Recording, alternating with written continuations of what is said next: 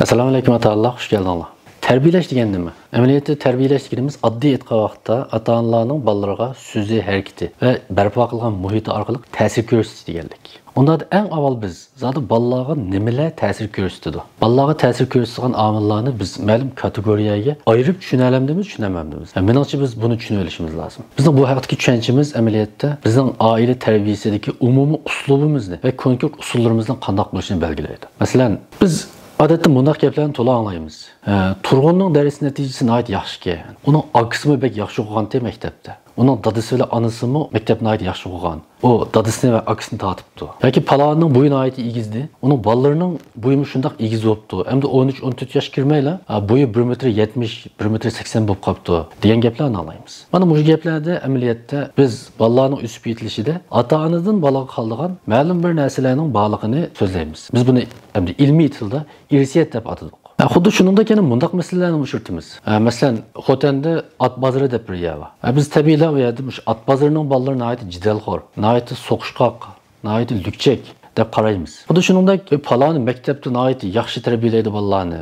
Shu maktabdagi paloni sinfga kirgan bolalarning dars natijasi alohida yaxshi bo'ldi ekan. Paloni muallimning sinfiga bolamni bersam bo'ldi deymiz normalda. Mana bu xil misolda biz bolalarning o'sib yetilishiga bir mahallaning ta'sir qilayotganligini, ya'ni bir muhitning ta'sir qilayotganligini, bir muallimning ta'sir qilayotganligini, maktabning ta'sir qilayotganligini e'tirof qilamiz. Mana bu ikki misoldan amaliyotda bolalarning o'sib yetilishiga ta'sir qiladigan omillarni cho'ng jihatdan ikki kategoriyaga ayirib bo'lganligini tushuna olamiz. Birisi irsiyat. Irsiyat deganimiz amaliyotda ota-onalardan bolalarga qoldigan yoki ajdoddan avlodga qoldigan biologik va psixologik miroslar. U balkim jismoniy shaklda ifodalanishi mumkin. Masalan, bo'yning egizligi yoki terining rangi, ko'z qarchuqining rangi deganga o'xshash. Psixologik alohidlik shaklda ifodalanishi mumkin. Masalan, dadasining ait achchiq yomandi, balasining ait mijoz chuskan deganga o'xshash. Endi ikkinchi kategoriyani men parvish deb atadim.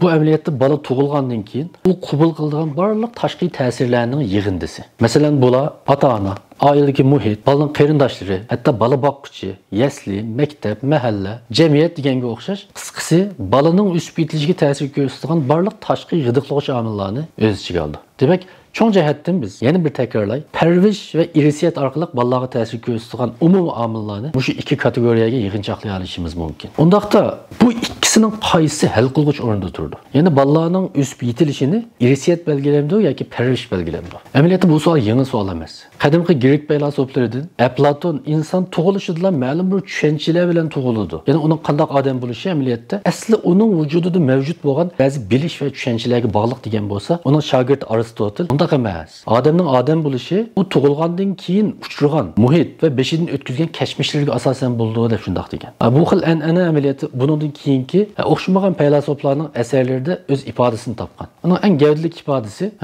fransiyalik faylosof Descartes va angliyalik faylosof John Locke. Descartes Platonga varis qilgan bo'lsa, John Locke Aristotelga varis qilgan. Bo'libmi John Locke'ning odam tug'ilgandan keyin xuddi oq qog'ozga o'xshaydi degan mushu qarashi hatto keyingi ma'arif nazariyalari qadar zo'r ta'sir ko'rsatgan. Yaqinqi zamonga kelganda, bo'lib 19-asrning oxirlari psixologiya falsafadan ayrilib mustaqil bir fan bo'lib shakllanishga boshlagandan keyin bu parvish muhimmi yoki irsiyat muhimmi degan bu talash-tortish psixologiya ichidagi ba'zi iqlimlarning talash-tortish nuqtasiga aylandi. Masalan, mashhur psixologlardan B.F. Skinner, John Watson vakilligidagi harakatchilik iqimi. Bular parvishning hal qilg'uvchi rol ekanligini ta'kidlagan bo'lsa, undan keyin shu genetika ilmining, biologiyaning taraqqiy qilishi bilan ajdoddan avlodga qoldigan genning odamning o'sib yetilishidagi belgilagich rolini isbotlaydigan isbotlarning ko'payishiga ergishib, u parvish qanday bo'lishidan qat'iy nazar, ya'ni odam yashagan muhit, olgan tarbiya qanday bo'lishidan qat'iy nazar, oxirgi hisobda inson yana o'z vujudidagi genining qulidan iborat.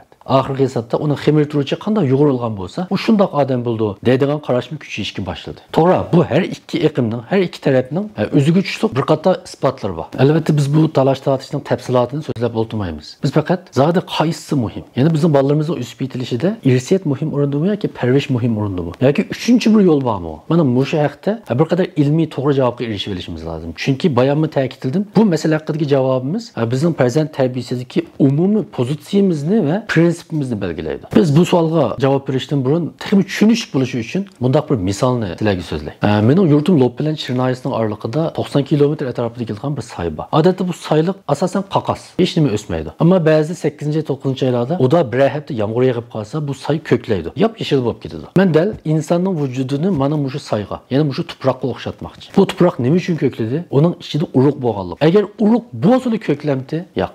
Yomg'ir yog'masa yana ko'klayolmaydi. Unda da bu yerda bu soyning yeshil bo'lishi uchun da bir qancha shart lozim. Birisi tuproq bo'lishi kerak. Ikkinchisi bu tuproqda urug' bo'lishi kerak. Uchinchisi namlik kerak. Bu namlikni dal yomg'ir ta'minlaydi. Agar yomg'ir yog'masa, agarchi bu tuproqda urug' bo'lgan taqdirda bu o'sib chiqmaydi. Agar bu tuproqda urug' bo'lganligi uchun o'sib chiqoladi desak, o vaqtda yomg'irning rolini inkor qilgan bo'lamiz. Agar yomg'ir yoqqanligi uchun o'sib chiqoladi desak, o vaqtda yomg'ir har yili yog'adigan, ammo hech nima o'smaydigan nurg'un tuproq bor yer sharida. O chaqda uni qanday tushuntiramiz? Menimcha bu misol orqali demak yo'g'inimni biroz tushuntiraldim deb o'ylayman. Biz texnik bir konkret misolni so'zlaylik. Odatda odamning bo'yining egizligi zo'r darajada ota-onasining bo'yining egizligi bilan munosabatlik. Ya'ni ko'pincha ahvolda onasi va dadasi egiz bolalarning bo'yimi egiz bo'ldi. Ammo hamisha shunday qo'lamda unda qolmaydi. Garchi onasi va dadasi egiz bo'lsa-mu, ammo tug'ilgandan keyin uzuqlik yetishmasa, yaxshi beqilmasa, o vaqtda bu bolalarning bo'yi ota-onasidagidek egiz bo'lmaydi. Bu haqda nurg'un tajribaviy isbotlar bor. Men yaqinda o'qigan bir narsani sizlarga so'zlab beray.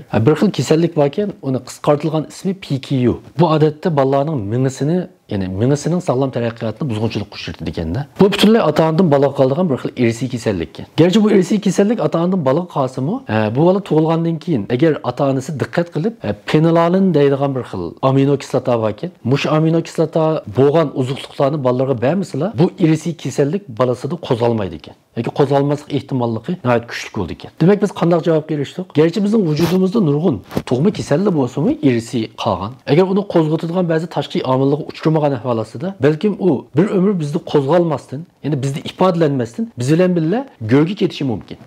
Menimcha men yuqorida so'zlagan misollardan biz javobga erishdik deb o'ylayman. Ya'ni bugungi hozirgi zamon psixologiyasining javobimiz shu. Ya'ni bir odamning o'sib yetilishida, bizning bolalarimizning o'sib yetilishida amaliyotda irsiyat bilan parvarish giralashib ta'sir ko'rsatadi. Birisi-birini chet qoqmaydi. Birisining ta'sir ko'rsatishi, yana birisining ta'sir ko'rsatishi mustaqil emas. Balki birisi-biriga tayangan holda ta'sir ko'rsatadi. Menimcha biz mush tushunchaga kelib olsak to'g'ri bo'ldi deb o'ylayman. Agar biz irsiyat belgilovchi o'rinda yoki parvarish hammani belgilaydi deb qaragan vaqtimizda, o vaqtda ma'lum bir qutbga erib ketgan bo'lamiz. Vaqtda bizning bu qutbga erib ketgan tushunchamiz bizning tarbiya amaliyotimizga aks ta'sir ko'rsatadi. Tamam. Unda da bizning bu tushunchalarni bilib olishimizning, ya'ni ota-onalarning buni bilib olishining nima foydasi bor zot? Balki bu savol bakroq muhim bo'lishi mumkin bizga nisbatan. Qani biz bu savol haqida to'xtalib boqaylik. Albatta ota-onalar yuqorqi ilm sohasidagi kishilarga o'xshash bu masala haqida ustalda o'tirib birisi bilan talashmaydi, munozara qilishmaydi. Ammo hammamizning kallasida qaysisining muhimligi haqida o'zimiz to'g'ri deb qarab olgan bir tushunchamiz bor. Masalan, nurg'un ota-onalar va muallimlar bola degan oq qog'ozga o'xshaydi. Uningga nima yozsak yoza olamiz, qanday yozsak shu xat chiqadi deb parvarishning rolini ziyoda mutlaqlashtirdi va irsiyatning rolini chetga qoqidi yoki unutib ketadi. Nazardan soqit qildi. Xuddi shuningga o'xshash irsiyat hammani belgilaydi deb qarab qolgan ota-onalar bo'lsa, men bolamga undaq tarbiya ishildim, mundaq muallim taklif qildim, undaq nochi maktabga olib berdim, ammo hech nimaga foydasi bo'lmadi. Unda tarbiyalayman, bunda tarbiyalayman deganning hech ahamiyati yo'q ekan. Oxirgi hisobda bola uni ximir turuvchi qanday uzilgan bo'lsa, shunda oldi ekan deb parvarishning rolini chetga qoqidi, texnik yaxshi tarbiyalash uchun harakat qilmaydi, voz kechadi. Demak, bizning mana shu ma'lum qutbga erib ketgan oshqun tushunchalarimiz bizning tarbiya amaliyoti davomida har xil shaklda ifodalanadi. Masalan, parvarish hammaga qodir deb qaraydigan ota-onalar bolalarning irsiy va tug'ma aloyidligi, xosligi deganlarni qilcha o'ylashmasdan, ularni faqat nazarga olmay, bolalarni xuddi pilni daraxtga chiqarma, mushukka suv uzishni o'rgataman degandek, bolalarning tabiiy shart-sharoitiga hech qanday mos kelmaydigan kasblarga, yo'llarga, nishonlarga bolalarni qisitishi mumkin. Ammo bola undaq passiv, jonsiz maxluq emas. U o'zi uchragan ta'sirlarga nisbatan o'ziga xos shaklda inkos qaytarish iqtidoriga ega bir jonliq maxluq. Endi buning aksicha irsiyat belgilaydi ekan. Ximir turuvchi qanday qilsa shunday qildi ekan deb qaraydigan ota-onalar parvarishni inkor qildi, shuning bilan bolalarning muvaffaqiyatsizliklarini, bolalarda ko'rilgan nurg'un ojizliklarni butunlay irsiyatga ortib qo'yiblar, texnik yaxshi tarbiyalash uchun, uni o'zgartirish uchun harakat qilmaydi. Asonli voz kechadi. Yangi chora, yangi usul izlamaydi. Tamoman yengish mumkin bo'lgan ojizliklarga nisbatan ko'zini yumadi yoki undan qochadi.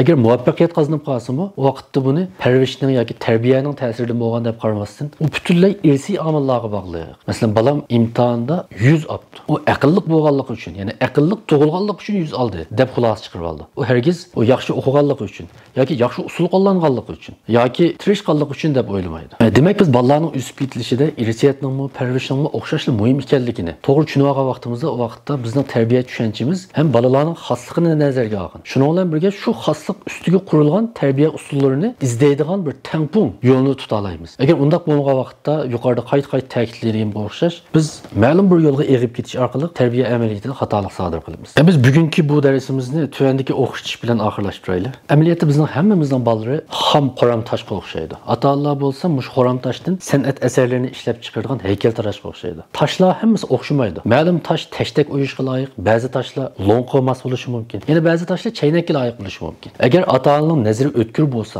qo'li gul bo'lsa, qaysi toshning nimaga mos ekanligini bilalaydi. Shuning bilan har bir toshni o'zgacha qimmatga ega birdan-bir go'harga aylantira oladi. Demak, tosh qanday muhim bo'lsa, bu toshdan san'at buyumi ishlab chiqara oladigan hunar, san'at o'xshashli muhim. Sizlarga rahmat. Ko'rishguncha omon bo'linglar. Albatta bizning kanalimizga a'zo bo'lishni unutib qolmanglar. Alloh omonat.